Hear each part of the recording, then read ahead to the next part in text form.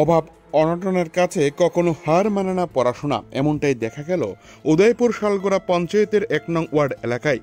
গত ৩০ এপ্রিল উচ্চ মাধ্যমিক পরীক্ষায় ফল প্রকাশ হয়। শালগোড়া ইংলিশ মিডিয়াম স্কুলের ছাত্রী প্রিয়া সাহা ৪৮৩ নম্বর পেয়ে পরীক্ষায় উত্তীর্ণ হয়েছে।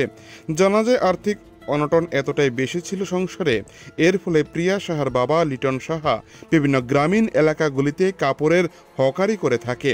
কোনো ক্রমে দিন যাপন করে আসছে প্রিয়া সাহার গোটা পরিবার। অর্থের অভাবে অতিরিক্ত শিক্ষক নিয়ে পড়াশোনা করতে পারেনি। জানা গিয়েছে একজন ইংরেজি মাধ্যমের শিক্ষক অন্যজন সমস্ত বিষয়ে পড়াশোনা করাতো। ছোট্ট মাটির কুড়ে ঘুরে ছোট থেকে পড়াশোনা করে আসছে প্রিয়া সাহা। কোনো রকমের চাহিদা ছিল না তার। সাদামাটা জীবন নিয়ে এখনও আগামীর স্বপ্ন দেখছে প্রিয়া। ছোট্ট ভাই ৪র্থ শ্রেণীতে পাঠারত। অন্যদিকে প্রিয়া সাহা আগামী স্বপ্ন দেখছে ওকালতি নিয়ে পড়াশোনা করা।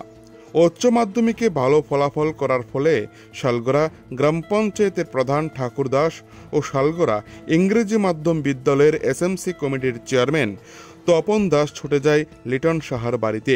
সেখানে গিয়ে ছাত্রী প্রিয়া সাহাকে উত্তরীয় পড়িয়ে এবং মিষ্টিমুখ করিয়ে সংবর্ধনা জ্ঞাপন করে আগামীর ভবিষ্যৎ আরও উজ্জ্বল হয়ে উঠুক সে কামনা করেন প্রত্যেকে। প্রিয়া সাহা একরাশ স্বপ্ন নিয়ে আমাদের সংবাদ প্রতিনিধির প্রশ্নের উত্তরে বলতে গিয়ে রাজ্যের মুখ্যমন্ত্রী ডক্টর মানিক সাহার কাছে আবেদন করেন প্রিয়া যেন আগামী দিনে এলএলবি নিয়ে পড়াশোনা করতে পারে, তার জন্য যেন রাজ্যের মুখ্যমন্ত্রী সাহায্যের হাত বাড়িয়ে দেয়। সে আবেদনটুকু রাখেন ছাত্রী প্রিয়া। এখন দেখার বিষয় রাজ্যের মুখ্যমন্ত্রী ডক্টর মানিক সাহা তার আবেদনে এগিয়ে আসে কিনা। সেদিকে তাকিয়ে রয়েছে গোটা গ্রাম পঞ্চায়েত থেকে শুরু করে প্রিয়া সাহার গোটা পরিবার। শালগোড়া থেকে নিজস্ব প্রতিনিধির রিপোর্ট, টিভি 100 বাংলা। কি নাম তোমার? প্রিয়া সাহা। কত পেয়েছো এই বছরে উচ্চ মাধ্যমিকে? ৪৮৩। কিভাবে এত নাম্বারটা তুমি আশা করেছিলে যে পাবে? আমি প্রথমে এত আশা করিনি। প্রথমে ভেবেছি যে আমার একটা ভালো স্কোর করতে হবে, ৪৫০-এর উপরে ওঠাবার আমার একটা আশা ছিল, কিন্তু এই নাম্বারটা পেয়ে আমি খুব খুশি। কোন স্কুল থেকে পড়াশোনা করেছো? শালগোড়া উচ্চতর মাধ্যমিক। টিচার কতজন ছিল তোমার? 2 জন। কোন কোন বিষয়ে তারা পড়াশোনা করাতো? আমার একজন স্যার তো আর্টসের সব সাবজেক্ট পড়াতো, আর একজন ইংলিশটা পড়াতো। বাবা কি করে পেশাতে? কাপড় হকারি। আচ্ছা, ছোটবেলা থেকে একই স্কুলে পড়াশোনা করেছো না অন্যত্র? না, একই স্কুলে। সহপাঠীরা কোথাও কি তোমার সাহায্য করেছে নোট ফোট দিয়ে? হ্যাঁ, করেছে। আচ্ছা, আগামীর ভবিষ্যতে কি প্ল্যান রয়েছে তোমার?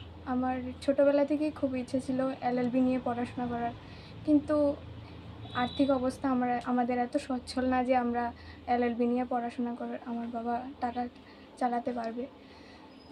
এখন যদি মাননীয় মুখ্যমন্ত্রী ডক্টর মানিক শাহ আমাকে সাহায্য করে, সরকারিভাবে সহযোগিতা করে, তাহলে আমি আগামী দিনে আমার এই স্বপ্নটা পূরণ করতে পারব। স্যারের কাছে আমার এই আবেদন, আমাকে একটু হেল্প করে আমার এই স্বপ্নটা পূরণ করতে সাহায্য করার জন্য। এলাকাটার কি নাম? শালগড়া। প্রিয়া সাহার যে একটি একটা কামনা রয়েছে সেটা হচ্ছে এলএলবি করার, সেটা রাজ্যের মুখ্যমন্ত্রীর কাছে একটা আবেদন জানিয়েছে, সেই বিষয়টি আপনারা কি বলবেন? আমি প্রিয়া সাহা যে ইন্টারভিউটা দিয়েছে, আমি মাননীয় আমাদের রাজ্যের প্রফেসর ডক্টর মানিক শাহ মহোদয়ের কাছে যে আবেদনটা রেখেছি, আমি আমার এই এলাকার যিনি ফাইন্যান্স মিনিস্টার মাননীয় প্রণজিৎ সিংহ রায় মহোদয়ের হাত ধরে আমি চেষ্টা করব মাননীয় প্রণজিৎ সিংহ রায়কেও আমি আমার ব্যক্তিগতভাবে আমি আমার পঞ্চায়েত থেকে আবেদন জানাবো, এবং প্রণজিৎ সিংহ রায়ের মাধ্যমে যাতে আমাদের ডক্টর মানিক শাহকে মাননীয় মুখ্যমন্ত্রীকে যিনি যে আবেদনটা রেখেছে এটা যাতে পৌঁছায়, এবং ওনার যে স্বপ্ন পূরণ করার জন্য আমাদের রাজ্য সরকারকে যাতে এগিয়ে আসে, আমি অনেক অনেক ধন্যবাদ জানাবো তার পরিবার থেকে, আমি আমার গ্রাম পঞ্চায়েতের পক্ষ থেকে।